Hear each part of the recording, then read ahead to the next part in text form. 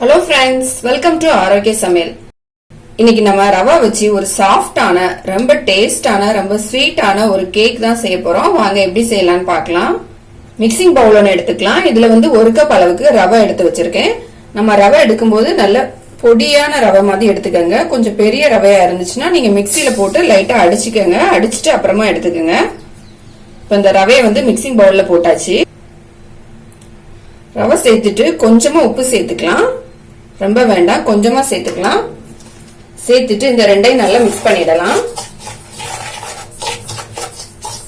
இப்ப ரவையும் உப்பும் வந்து நல்லா மிக்ஸ் பண்ணியாச்சு. நம்ம ரவை எடுத்த அதே கப்ல வந்து 1 கப் அளவுக்கு பால் எடுத்திருக்கேன். இது வந்து சூடான பால், ரொம்ப சூடா இல்ல, நம்ம நார்மலா கை வைக்கிற அளவுக்கு சூடு இருக்கு. அந்த பாலை வந்து இதுல ஊத்திக்கலாம். ஊத்திட்டு இதை நல்லா மிக்ஸ் பண்ணிக்கலாம்.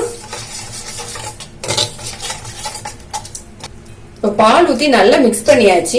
இதை வந்து ஒரு 10 நிமிஷம் நம்ம வந்து க்ளோஸ் பண்ணி வச்சிடலாம். இந்த ரவை வந்து நல்லா இந்த பால்ல ஊறணும். நமக்கு ஊறின பிறகு எப்படியும் இந்த ரவை வந்து கொஞ்சம் திக்காயிரும். அப்புறமும் நம்ம கொஞ்சமா பால் சேர்க்க வேண்டியிருக்கும். அதனால நம்ம இதை வந்து இப்ப க்ளோஸ் பண்ணி வச்சிடலாம். இப்ப நம்ம வந்து க்ளோஸ் பண்ணி வச்சிடலாம். ஸ்டவ் ஆன் பண்ணிட்டு ஒரு பேன் வச்சுக்கலாம். இதுல வந்து 1 கப் அளவுக்கு தேங்காய் வந்து துருவி வச்சிருக்கேன். அதை வந்து நம்ம இதுல போட்டுக்கலாம். தேங்காய் போட்ட பிறகு நம்ம தேங்காய் எடுத்த அதே கப்ல வந்து 3/4 கப் அளவுக்கு நாட்டு சக்கரை எடுத்திருக்கேன். இதையும் நம்ம இது கூட போட்டுக்கலாம். நாட்டு சக்கரைக்கு பதிலாக வெல்லம் கூட நீங்க சேர்த்துக்கோங்க. ஒரு 2 ஏலக்காய் எடுத்து சின்ன சின்னதா கட் பண்ணி வச்சிருக்கேன். அதையும் நம்ம போட்டுக்கலாம். இது எல்லாத்தையும் நல்லா மிக்ஸ் பண்ணிடலாம். இந்த தேங்காவும் நாட்டு சக்கரையும் வந்து நல்லா மிக்ஸ் ஆகணும்.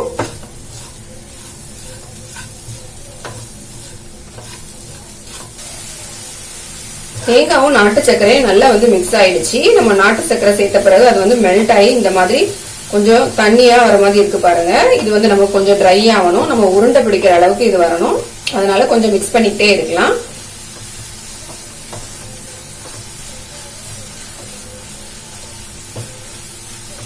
நல்லா வந்து ட்ரை ஆயிடுச்சு. நம்ம இந்த ஸ்டேஜ்ல அடுப்பை வந்து ஆஃப் பண்ணிடலாம். இது ஆறும்போது இன்னும் கூட கொஞ்சம் கெட்டியாகும். அதனால நம்ம வந்து ஸ்டவ் ஆஃப் பண்ணிக்கலாம்.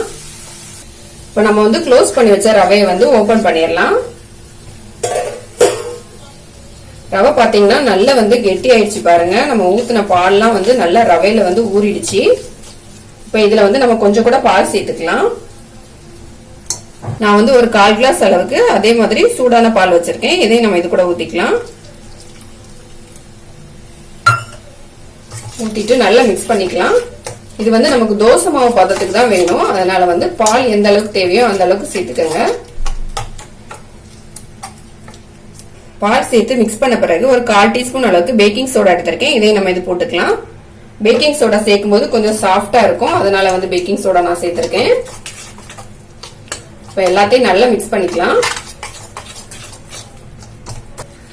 பேக்கிங் பவுடர் சேர்த்து நல்லா மிக்ஸ் பண்ணியாச்சு. மாவு பாத்தீங்கன்னா நமக்கு வந்து இந்த அளவுக்கு இருக்கணும். ரொம்ப தண்ணியா இருக்க கூடாது. நம்ம தேங்காயும் நாட்டு சர்க்கரையும் போட்டு ரெடி பண்ணி வச்சிருந்த பூர்ணம் வந்து ஆறிடுச்சு. இதை வந்து நம்ம வந்து சின்னதா உருண்டை மாதிரி பிடிச்சிக்கலாம். பாத்தீங்கன்னா இந்த மாதிரி பிடிச்சிக்கலாம்.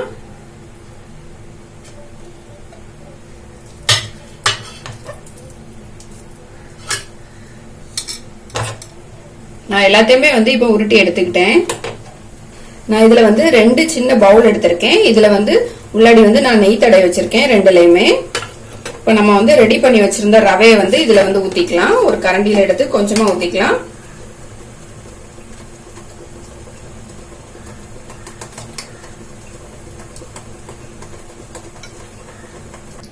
இந்த மாதிரி 1/4 பங்கு அளவுக்கு ஊத்துனா போதும். ஊத்திட்டு நம்ம ரெடி பண்ணி வச்சிருந்த பூரணத்தை வந்து இது நடுவுல வச்சிடலாம். சென்டர்ல வச்சுட்டு நம்ம மறுபடியும் இதுக்கு மேல வந்து இந்த ரவையை ஊத்திக்கலாம்.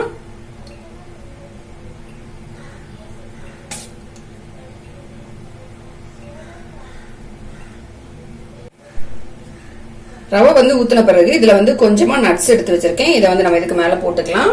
இது ஆப்ஷனல் தான், வேணும்னா போட்டுக்கோங்க, இல்லைன்னா வேணாம்.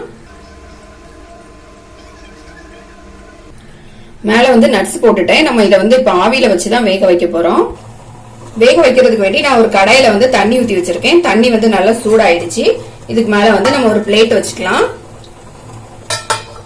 பிளேட் வச்சுட்டு நம்ம ரெடி பண்ணி வச்சிருந்ததை வந்து இதுக்கு மேல வச்சுக்கலாம். ஒன்னொன்னா வச்சுட்டு இதை க்ளோஸ் பண்ணி வச்சிடலாம். இது ஒரு மீடியமான ஃப்ளேம்ல வச்சு நல்லா வேக வச்சிடலாம். இதை நம்ம க்ளோஸ் பண்ணி வச்சு ஒரு 10 நிமிஷம் இருக்கும். நம்ம வந்து ஓபன் பண்ணிடலாம். இப்போ பாத்தீங்கன்னா நல்லா வெந்துடுச்சு. நம்ம இதை எடுத்து ஆற வச்சிடலாம். ஆறின பிறகு நம்ம இதுல இருந்து எடுத்துக்கலாம். நான் தண்ணில இருந்து எடுத்து வெளியே எடுத்து வச்சுட்டேன். இப்ப வந்து நல்லா ஆறிடுச்சு. ஒரு கத்தி வச்சு நம்ம இந்த ஓரம் எல்லாம் கட் பண்ணிக்கலாம்.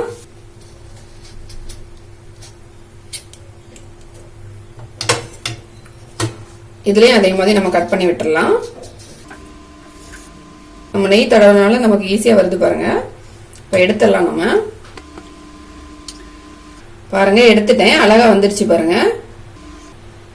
பாருங்க எவ்வளவு சாஃப்டா இருக்குன்னு. டேஸ்டும் ரொம்ப சூப்பரா இருக்கும். நம்ம இன்னொன்னு எடுத்துடலாம். இதே மாதிரி ஓரம் எல்லாம் கட் பண்ணிட்டு கையில வச்சுட்டு இப்படி தட்டினீங்கன்னா போதும் வந்துடும். பாருங்க நம்மளோட சூப்பரான ரொம்ப சாஃப்டான ஸ்வீட்டான கேக் வந்து ரெடி ஆயிடுச்சு. நம்மளோட ஸ்வீட்டான கேக் வந்து ரெடி ஆயிடுச்சு. இது வந்து ரொம்ப சீக்கிரமா செஞ்சிடலாம். ரொம்ப டேஸ்டா இருக்கும். கண்டிப்பா ட்ரை பண்ணி பாருங்க. இந்த வீடியோ உங்களுக்கு பிடிச்சிருந்தா லைக் பண்ணுங்க, ஷேர் பண்ணுங்க, மறக்காம என்னோட சேனலை சப்ஸ்கிரைப் பண்ணுங்க.